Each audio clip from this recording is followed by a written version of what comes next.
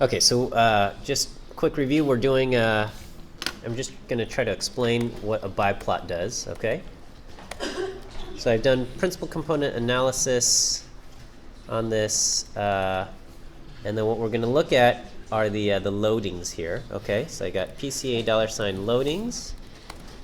These are kind of the projections upon which I will multiply our data. Okay, so we'll do, can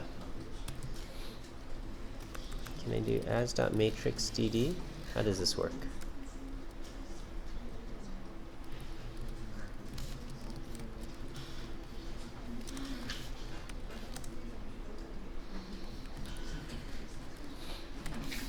I don't know if this is going to work.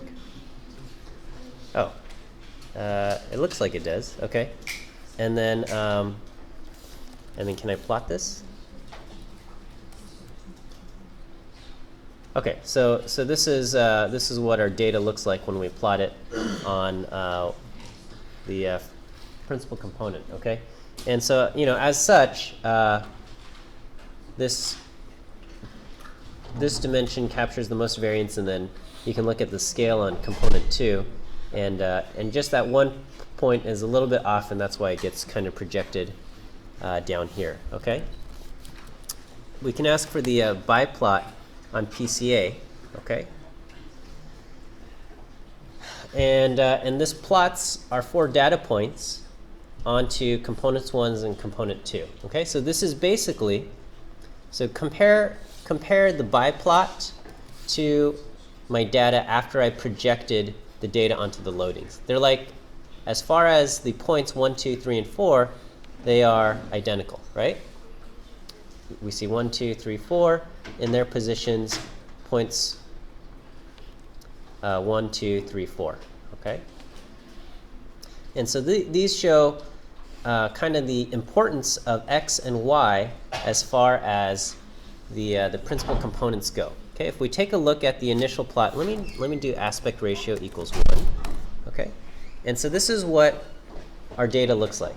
1, 2, our 4 data points are being projected here. Okay, and if I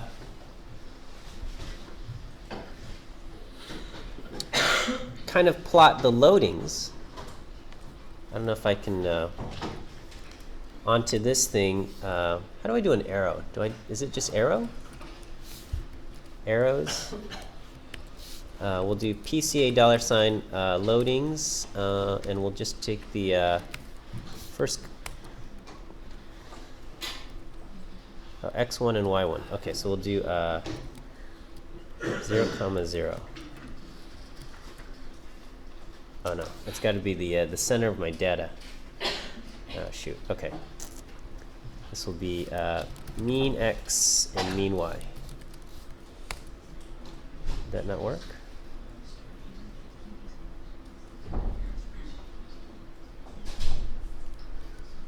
Okay. It will be mean x, mean y, mean x plus 1, 1, and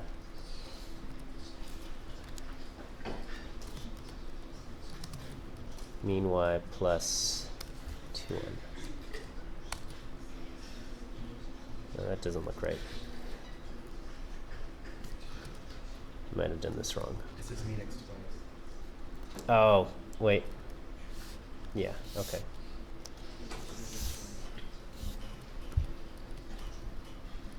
Okay, let me redo this here. Thank you for catching that. Okay. So this is x and y. This is the first principal component direction. This is the second principal component direction. Okay? So we're going to replot. We're going to just rotate, because when we do principal components analysis with on 2 dimensions into principal components with two dimensions, it's just going to be a rotation of the data, right? So we're trying to find a rotation of the data where the first direction maximizes the amount of variance captured, okay?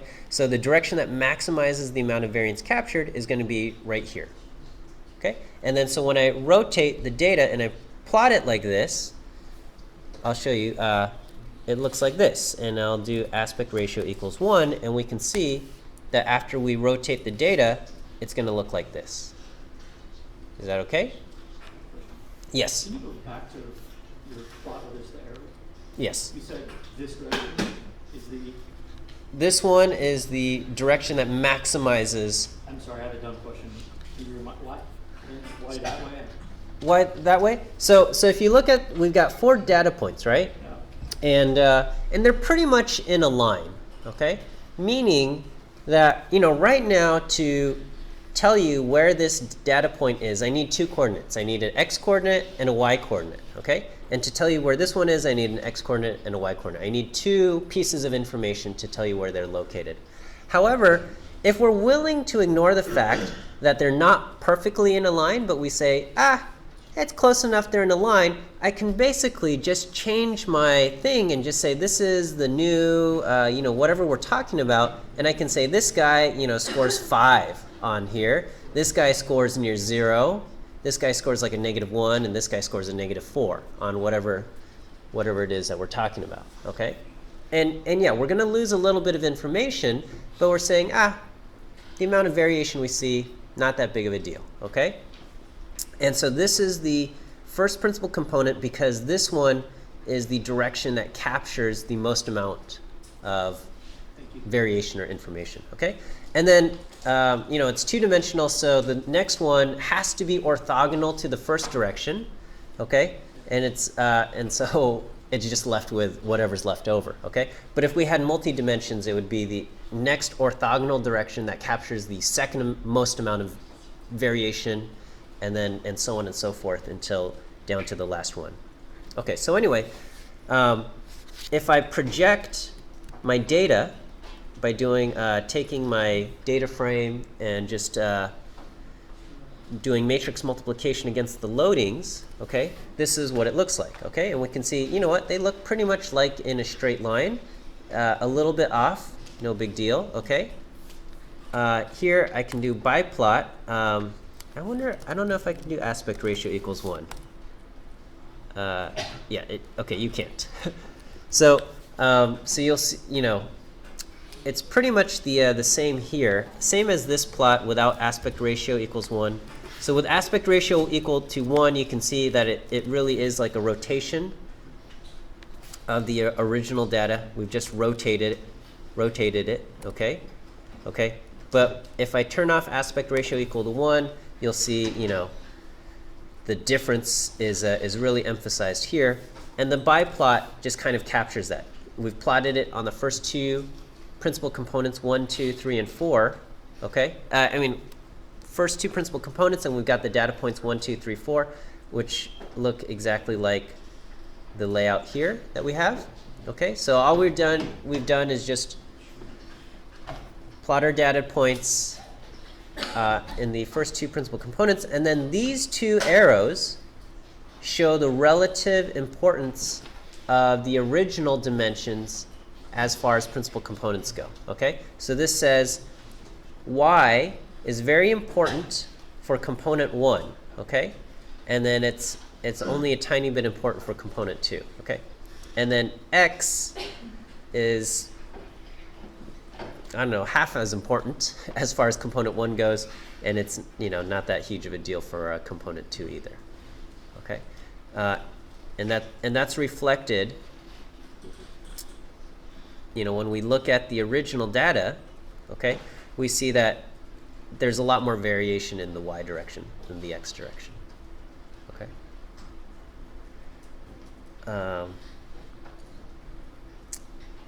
Is that okay? As what a biplot's doing? Yeah. Yeah. So one last question is, how can you tell how much variance each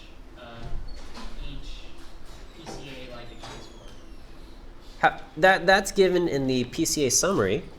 Okay. Or in the eigenvalues, right? So if you do eigen decomposition, the eigenvectors tell you kind of the linear combination of your different original dimensions, the linear combination that you will use to create a new dimension, a new principal component direction. and then the eigenvalues tell you the variance captured. If you look at here, looking at the analysis PCA, the standard deviations here kind of tell you component 1 captures the most amount of variance, and then component 2 captures just a very little bit amount. Okay, and you can. That's what we have there. Okay, other questions about PCA? I know in the homework I threw in singular value decomposition, and I didn't cover that in lecture. It's like everything else, you can always go to Wikipedia and look it up. And basically, what singular value decomposition does is it's trying to take a matrix that's not necessarily a square matrix, but it's probably easiest to think about it as a square matrix. But you can think of a matrix as a transformation from either you're rotating the matrix, rotating the points in space, or you're stretching them or shearing them, or perhaps if the matrix is not square but it's rectangular, then you are transforming them from n-dimensional space to d-dimensional space. Okay, with a matrix is what you're doing. And so what singular value decomposition does is that it breaks kind of those operations that a matrix does into 3 separate operations. One will be a rotation, one will be a shearing, and then the other will be a rotation again. And that's your U, S, and V matrices.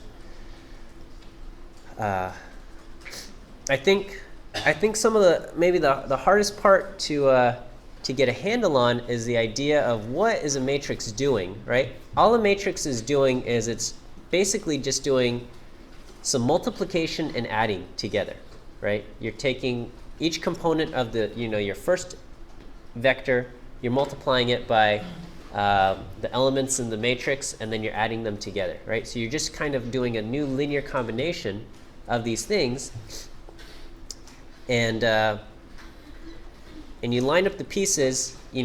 Think about the dimensions going in, the dimensions of the matrix, and the dimensions coming out, and then and you can think of these all as points in this dimensional space getting transformed to a new set of points in possibly a different dimension of space. Okay, so it's just you're kind of just combining these things into a new thing, right? And if it's a square matrix, then it's just a rotation or a moving it about in the space. And I think when you get a handle on that concept of what a matrix is doing when you multiply it by something, it can help. Okay, but in the beginning, I know that the matrix operations feel very abstract, and so when you're multiplying by a matrix, it's hard to have a picture of what's going on there. Okay. You guys are doing a great job helping each other out on Piazza. I kind of check in, and there's almost always someone has answered each other's question, and so that's great. I'll chime in if I feel like I have to say if there's something that I have to add, but most of the time you guys are doing a good job answering each other. All right, well, we'll take a look at this case study, and if you guys like it, we can continue it on Wednesday as well. Whoops, this is not. This is from a book called Data Mining: A Case Studies. I don't know, case studies something. It's available free if you're connected to the UCLA network. Okay, so we're going to look at Chapter 5, Predicting Stock Market Returns. And the chapter's 50 pages long, so we're not going to be able to do a detailed read through or whatnot. But if this kind of stuff interests you, I think this is a pretty good one. Okay, and then all the code is posted on the author's book website, which is if you're gonna learn, learn from experts, right? So okay, so we'll take a look at this. Let me pull this up here. Okay, and so the idea here is okay. First I want to just quell any your hopes and dreams that this is going to come up with an algorithm that'll make you rich on the stock market. Okay, that's not the goal here. Okay, I mean maybe it'll point you in the right direction to get started, but we're not gonna make it. Okay, as far as that goes. Okay, and just kind of illustrate what we're going to do. We're going to look at the S&P 500 index, and then we're going to try to see if we can quantify what's happening, and we'll just try to come up with 3 actions. Either should we buy at this time, sell at this time, or hold on to this time. Okay, so it's as simple as an algorithm as we can do, but you'll see all of the things going into it. It's quite complex. Okay, and are you guys familiar with random forests? You've heard of it, but you don't know how it works, or it's or maybe you know how it works. Okay, well that's brought up in here. We'll do what we can do. Okay, there's a bunch of libraries that you're going to have to load up. Okay, we got library XTS. Let me see if I can find XTS package. Okay, this is a library for time series data. Okay, which stock market information is. Okay, the data that we are looking at is basically the S&P 500, which are daily quotes here. And so we're going to load that up. We can import this if you wanted. So I'm going to just use the data that's included in the package library for data mining with R second edition. And so when we take a look at that, it shows us the opening price, the high price, the low price, and the closing price, the volume, and all of that. Okay, so that was 1970 January 2nd, and then the last information was 2016 January 25th. Okay, there's another year of information after that. If you want to include that, you can go to any money website.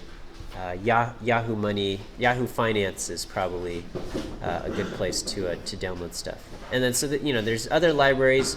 QuantMod is another library that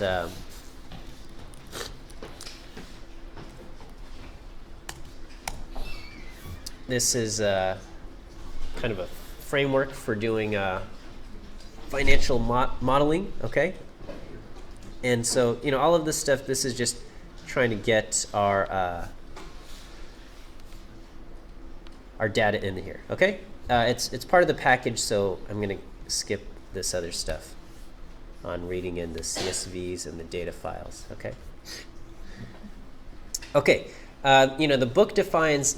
What are we going to try to predict? Okay, and we want to say that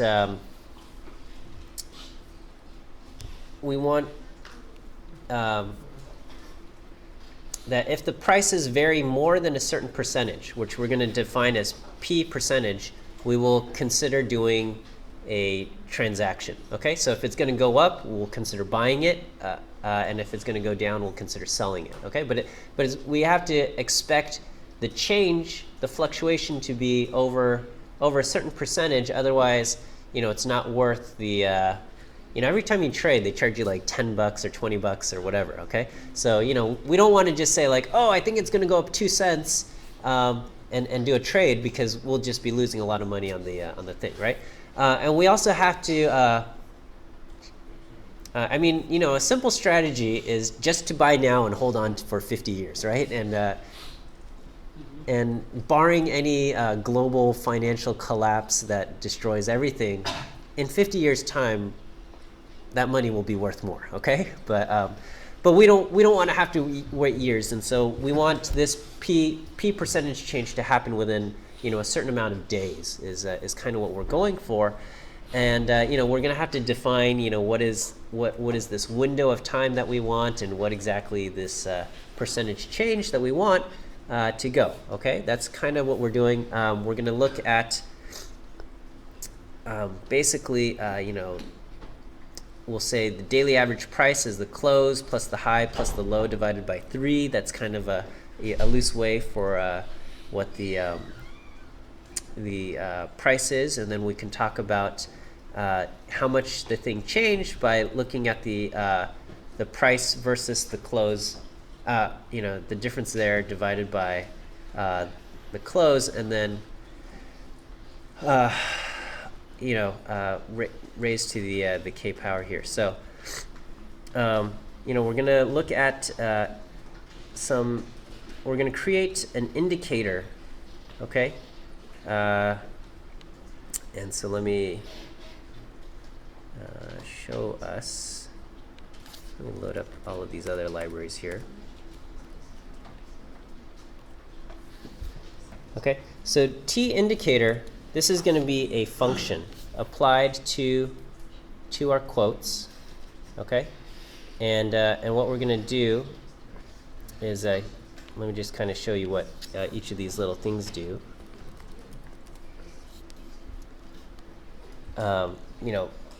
We're going to try to look at the high-low close of a quote.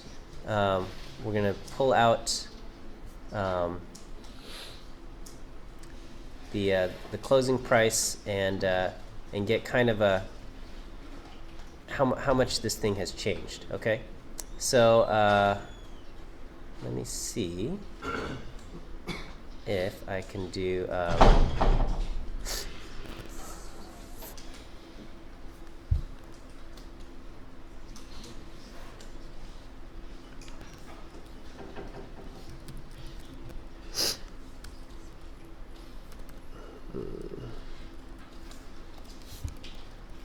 Let me see if this, can I do this on number of rows? Must match length order by quotes margin. Number of days, 10. Oh, 10 days. It's not spitting something out here.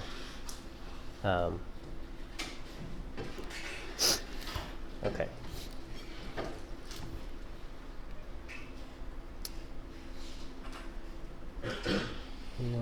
The average price here. Okay.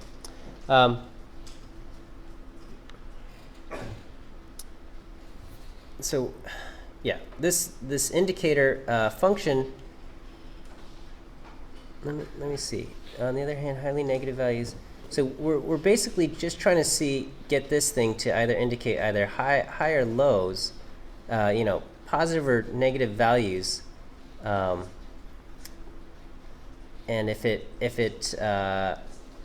goes above a certain absolute return, which is different by 2.5%. Let me see what's going on here.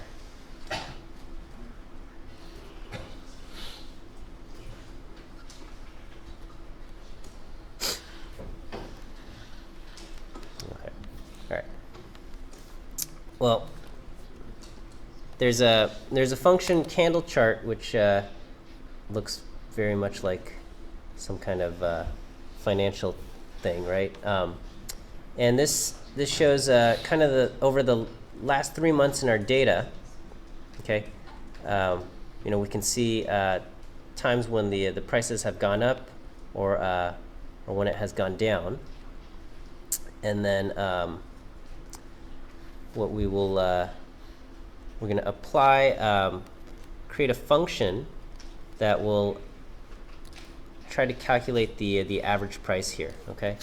And so what we're doing is we're taking the kind of these these quotes, these values here, the price, and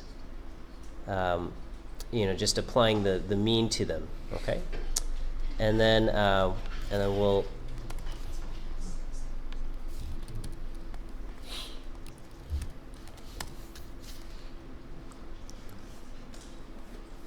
we're gonna add the average price here. Hang on. Delete this.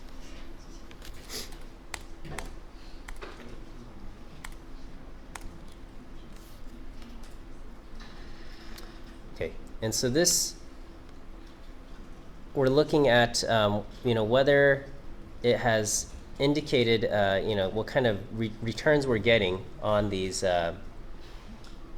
things here. Okay.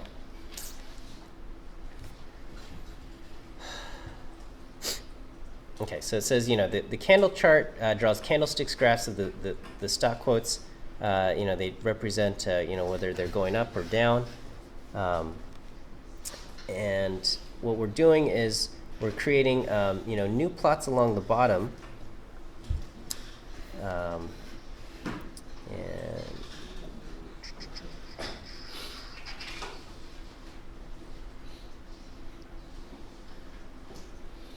let me see. Let me skip ahead to. Okay.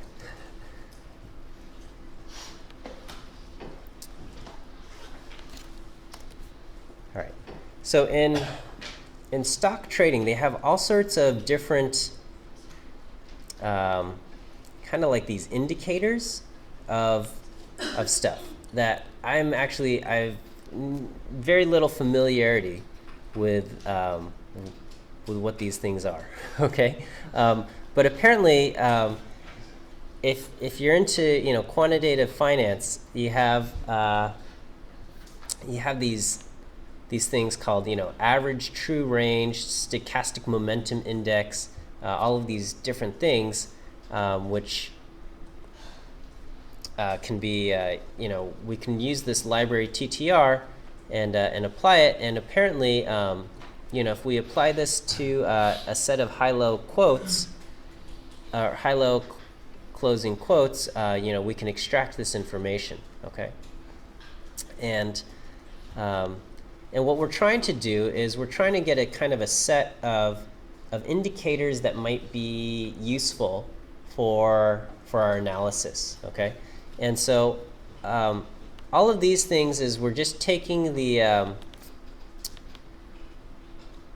functions that exist that have already been written for us in this TTR library, and we're just putting wrappers on them to make them kind of compatible for our use, right? So a lot of times a function will return a whole bunch of things, and you only just want one little piece of that thing. So we're just saying my ATR. We're going to apply the ATR function, and we're just going to extract the little piece that says ATR, because that's the only thing that is of interest to us. Okay. Same thing with all of these things. We're just trying to extract the little piece of information that we want. Okay. And so we're going to create a set of functions here. Okay. And then so now that I have all of these functions, I'm going to apply these to the data that I have. Okay, so we're going to look at, kind of our S&P 500 data. Okay, and then we're going to do some random forest work. Okay, so the way a random forest thing goes is that, we build a decision tree. Okay, and a decision tree is you look at your data and you try to draw these kind of decision boundaries, and then so you just say like, so a few years, it's already like 10 years ago now, when Obama was running for the first time to be president. Okay, he was in a primary race against Hillary Clinton, and they were trying to figure out who is going to vote, which counties as the primaries go on, certain states vote and certain states are left, right? And I don't know if you guys remember, this was back in 2008. Obama and Hillary were pretty close at certain points in time, and so they were trying to figure out which counties are going to go for Obama, which counties are going to go for Hillary Clinton, and so during that time, they found they did a decision tree analysis, and they said, if the county has a large African American population, meaning over 20% of the county is African American, it's going to go Obama, okay? And if the county has a certain percentage, a high percentage of people who don't have their high school degree, it's more likely to go for Clinton. And it's just going through this, looking through all of the different variables and trying to split them, okay? And so that's a decision tree. With a random forest, the idea here is we do bootstrap to the decision trees, okay? So bootstrapping, if you recall, is you take random samples from your data to get a new set of data on which you're going to do your analysis. So you draw random samples, you get a new set of data, then you apply a decision tree analysis, okay? You do, you set your decision tree analysis to make a whole bunch of little very fine divisions, okay? Which you try to overfit your data. That's kind of the goal with random forest, is you overfit the data, but because you've done bootstrap analysis and you have maybe 1,000 different sets of data that kind of resemble each other but not exactly, and then you've overfit each of those 1,000 sets of data that are kind of similar, what you'll find is that among the 1,000, because all of the things are different but not exactly the same, you will still find a lot of structure that's common between kind of your 1,000 different decision trees that you've built up, okay? And so that's the idea of the forest, is that you've built 1,000 different trees for 1,000 different sets of data that you've created via bootstrap. And so anyway, that's what we're asking this thing to do, okay? We're going to say do random forest, build up a model based on all of these different criteria, okay? And see if you can figure out which of these predictors are important in terms of making a decision, okay?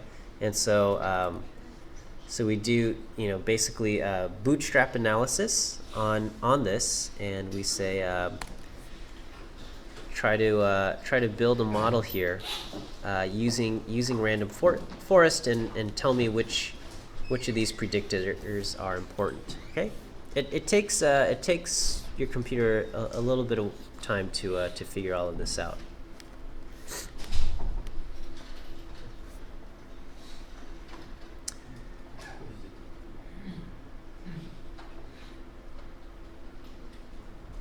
Let's see, it's still running. Okay, yeah, so it says the function build model uses the resulting model specification and obtains a model with the corresponding data and concrete learning system.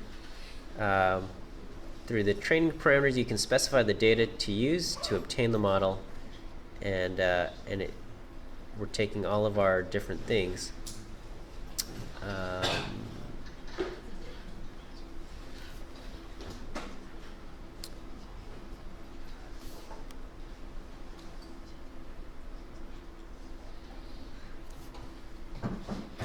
Let's see. Oh, jeez. Okay, so here we go. So here's our this is all the output of the random forest. This is the model we specified, and let's see. Okay.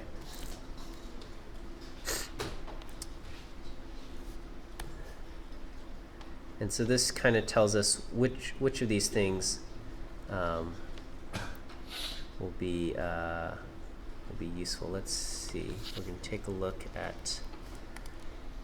So this is the importance plot, okay, and this tells us kind of which of our variables are most important in terms of the thing that we're looking at, and I don't know. Apparently, volatility and ATR and these things are quite important. Is what it tells us. Okay. I don't know what this is. This is exactly the same. So we're going to look at the importance, and we'll ask which things are most important. Okay. And this is what it spits out. Okay. So based on this, we will specify kind of a new model to use for our kind of our random forest here.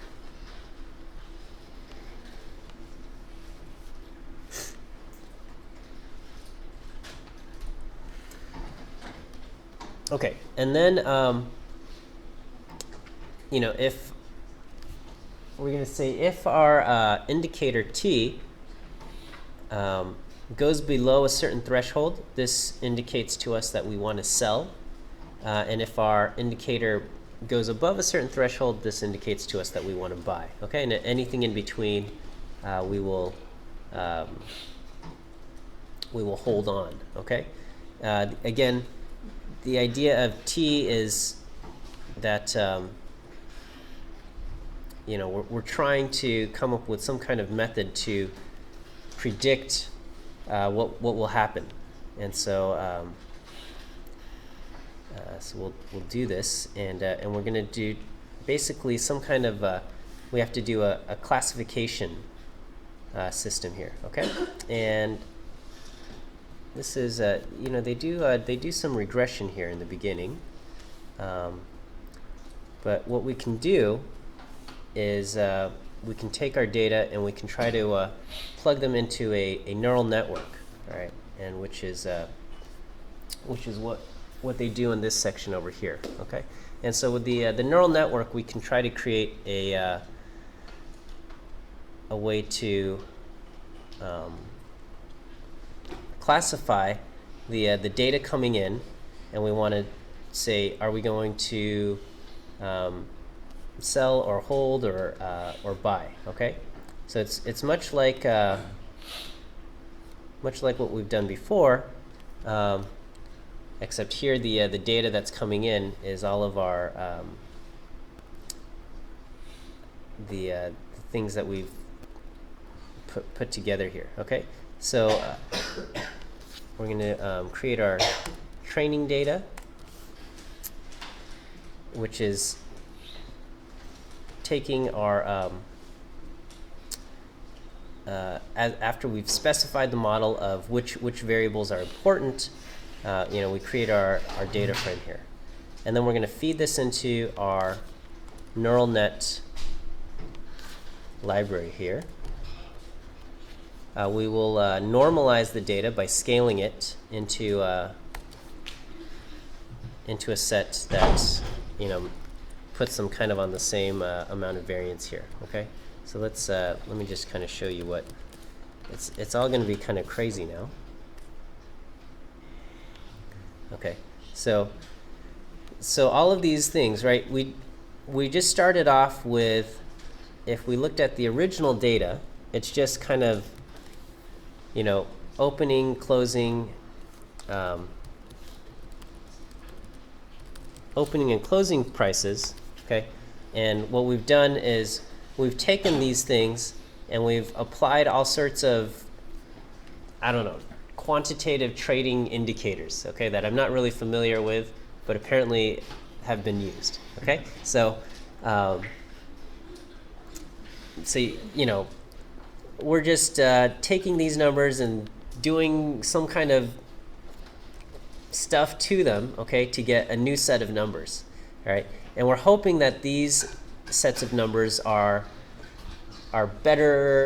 useful predictors for the decisions that we're trying to do, okay? So it's kind of like, in baseball, the basic stats are like, did you get a hit?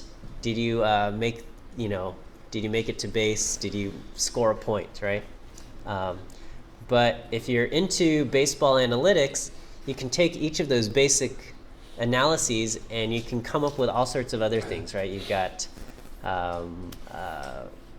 what is it? On-base percentage, slugging percentage, on-base plus slugging, and there are these complicated formulas just based on these basic stats.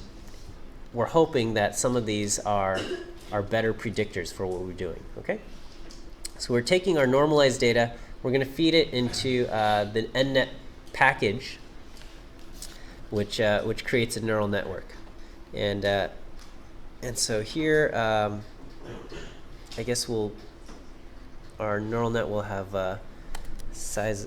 Let's see, T form. Did I miss? Oh, we got to as a formula. Okay, the formula being the indicator that we're going after based on everything else. Okay. So it comes up with a neural network, and we can take a look at the predictions itself.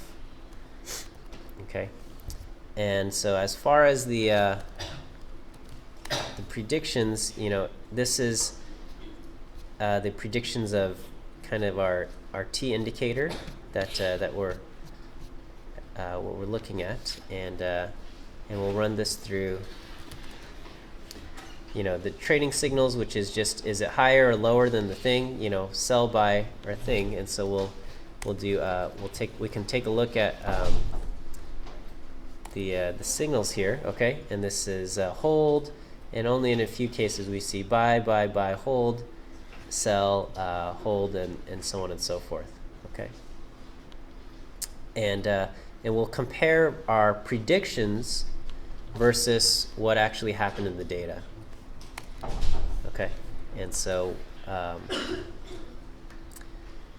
this is kind of how good our predictions were. Okay, we can increase the size of our neural net. So I think this was with 5 in the hidden layer. We can increase the size of our neural net to have 10 in the hidden layer.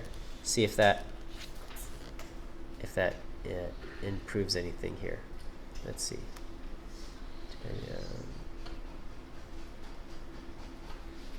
It's giving me an error. Training C signal.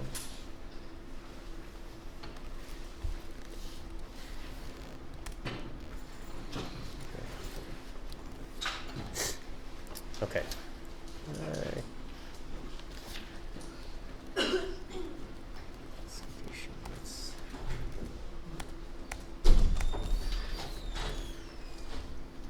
So here we're running this through here.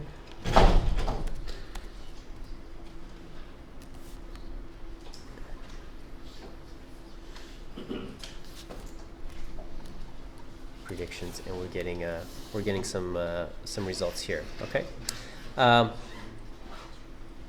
Okay, so that's using a neural net.